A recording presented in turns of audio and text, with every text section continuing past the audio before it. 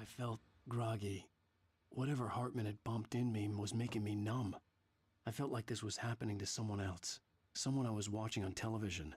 I couldn't think. Couldn't focus. There were only empty sheets of paper here. No manuscript pages.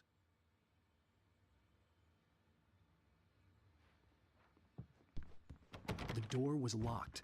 I was a prisoner here.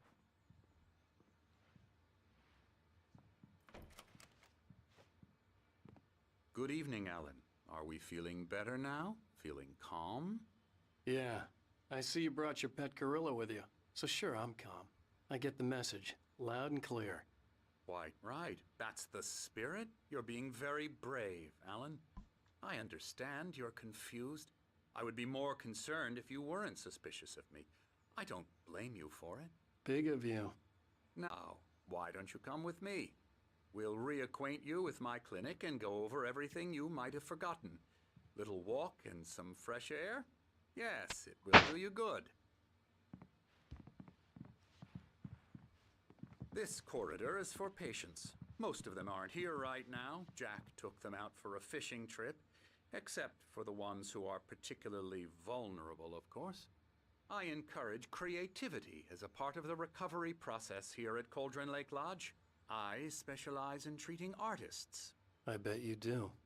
Splendid, Alan. I honestly believe we can get this thing under control if we work together. This way, Alan.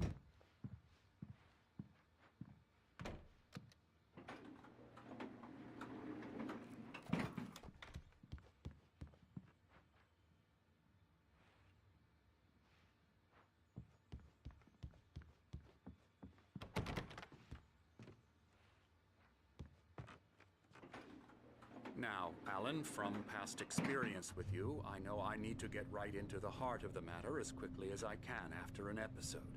So I'm just going to say this. Alice is dead. No. You're in a very vulnerable state until you understand and accept this.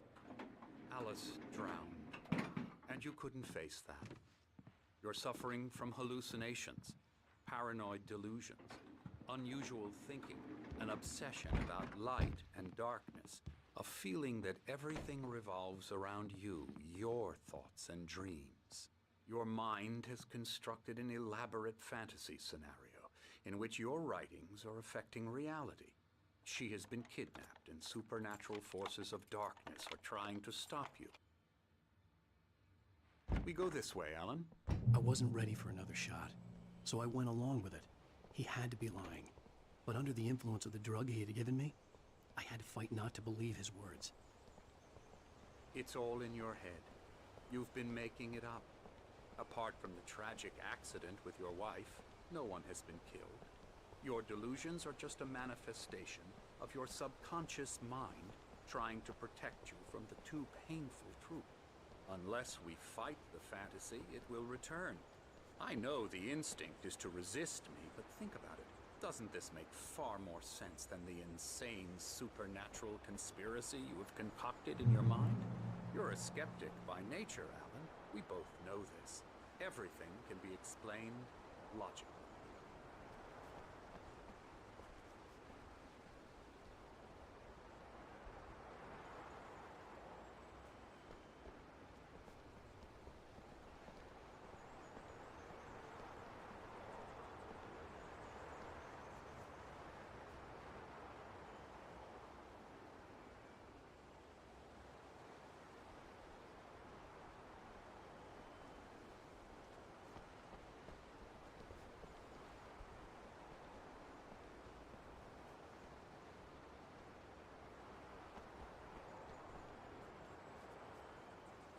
I never get tired of this view. Very inspiring, isn't it? Cauldron Lake spread below us. I could see Mirror Peak on the other side of the lake. I thought I could make out the spot where Diver's Isle had been when I arrived with Alice. Now there was nothing but waves. It seems there's a storm coming. Funny, I don't recall there being a mention of that in the weather forecast. Well, no matter. This way. Follow me. Alan, what I'm telling you is good news. Right now, we're in control. Every time you have a relapse, it gets more and more difficult to resurface from the dark depths of your imagination. Not surprising, considering your profession. Imagination is what you work with. After all your nightmares, this should come as an immense relief to you. If it doesn't, why is that? Because I'm lying? Or because you don't want to admit that you're not well? It's very natural for you to think of me as your enemy. It's part of the illness. I let him talk. After all, Hartman I'm the obviously one loved trying his to own bring you voice. out of the His world words you've echoed constructed madly for inside yourself. my head. But I can't dug my do nails it into by the palms of my myself. hands to stay You need focused. to work with me. Once you accept that, we can begin the journey towards your recovery. Come along. Let's go inside.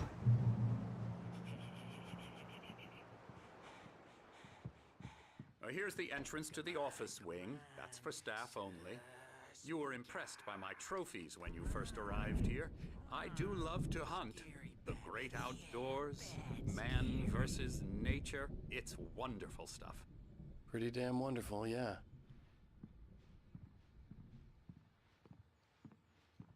Scary, scary, scary.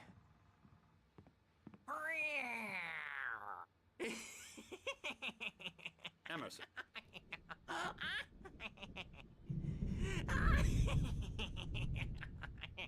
I'm a real bad dream, mister. You should be afraid of me. Don't want to run into me in the night, that's for sure. Please, Emerson. Mr. Wake is confused enough as it is.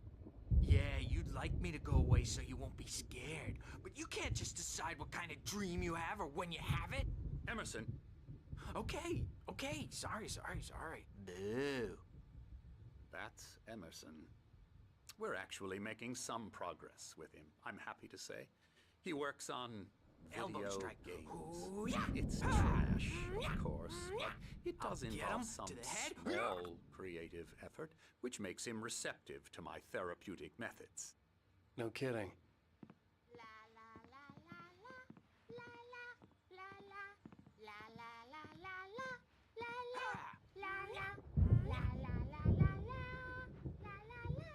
Now, you might have noticed the typewriter in your room. You've been writing as a part of the therapy. As soon as you feel up to it, you should continue.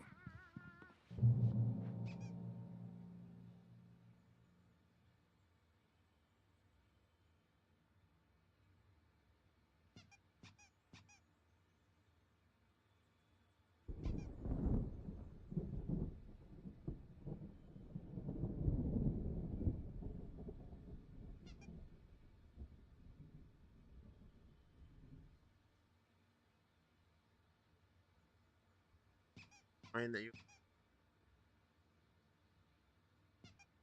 healthy game.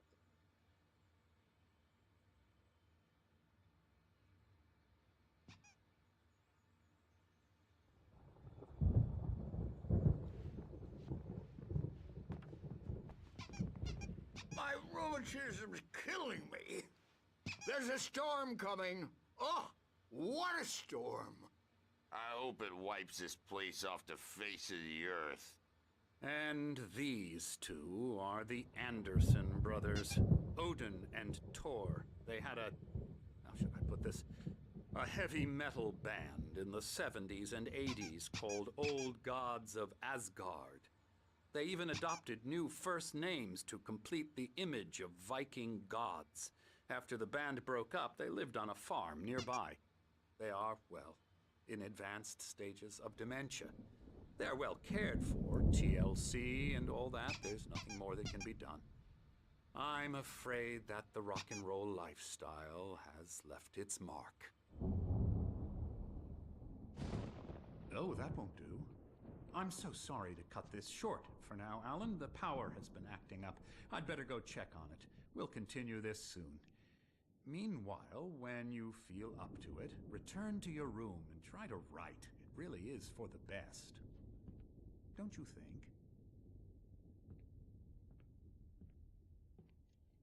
I'd like to bash his head in with a hammer. Oh, he'd love to fish out our secrets, but he has no clue. He's not crazy enough.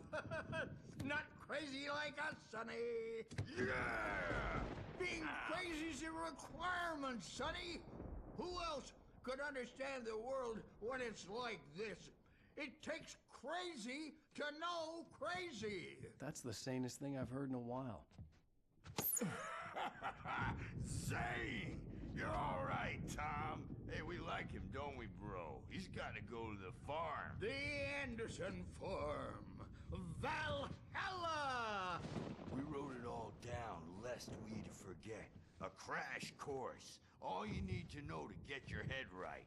You need to find the message. Here, Sonny, here's something for you. Gave me a rash, but I kept it safe from these bastards.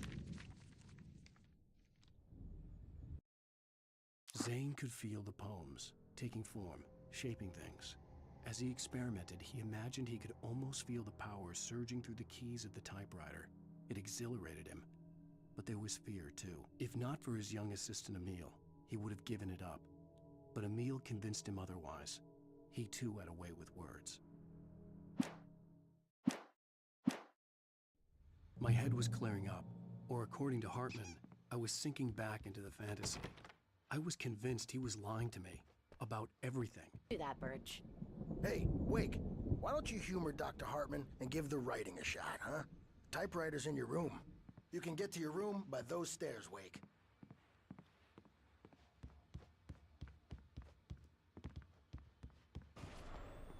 Something's wrong. I'm not myself. It's hard to think that there's a shadow inside my head. I can only focus on writing. Everything else is a blur. I'm trapped in this cabin. Have been for days, but it's always dark outside. My editor is real. I saw her again. She's not human. It's not human. A dark presence is wearing the old woman's face. She was covered in clinging shadows. There's a hole in her chest where her heart should be. I think I've made a horrible mistake. I don't think I'm any closer to saving Alice. It's been lying to me, using me to get the story it wants, and the story will come true.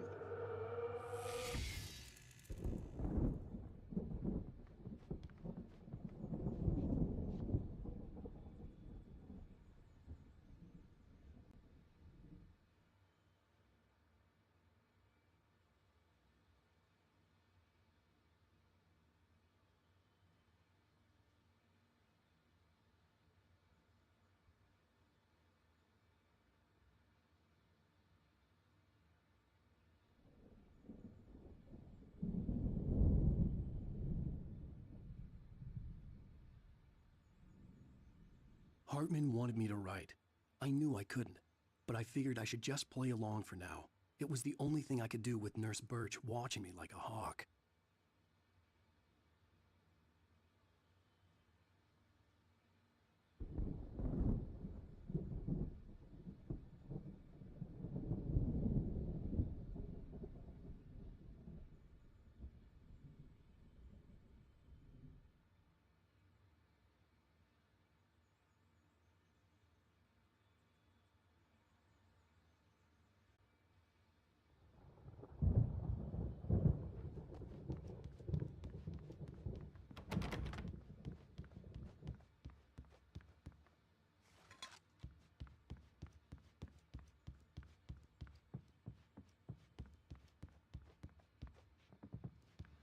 Hartman had mentioned that the power had been acting up. Maybe that was the reason for the generator and the work light on the balcony. The generator hadn't been activated, and there was no key.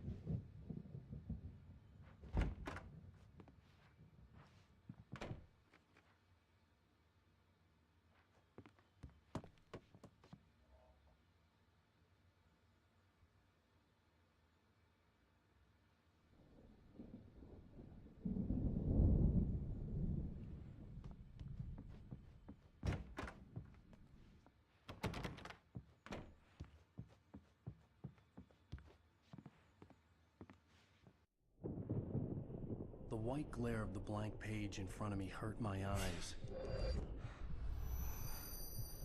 My hands began to shake uncontrollably. Everybody, calm down. Put that down. Bert, I need help. Hey, Wake, you stay here.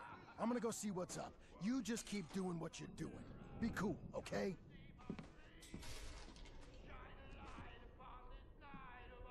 I didn't know what the chaos was all about, but it could be my only chance of getting out of here. Where the hell did he get a damn hammer? I don't know. Here's a friendly poke from Mjolnir, wench! Oh, afraid of the crazy brothers, are ya? Not so weak now, are we? Hartman kept talking, giving Barry the grand tour, clearly proud of the place. He went on and on about his hunting trophies, and Barry was impressed. But he was here on business. He raised his voice, cut through the monologue. Hey, Hartman, where's Al? Hartman stopped in mid-sentence, annoyed at the interruption. He nodded at the hulking orderly standing nearby. The man smiled and clapped a practiced hand on Barry's shoulder.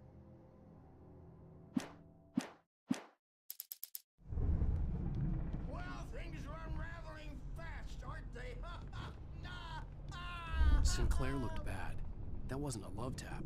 The crazy old fart hit her hard. Backstage If is she was all one of Hartman's yours, goons, Tom. she had it Seize coming. your I had to get to destiny. Hartman's office. He had taken all my manuscript pages.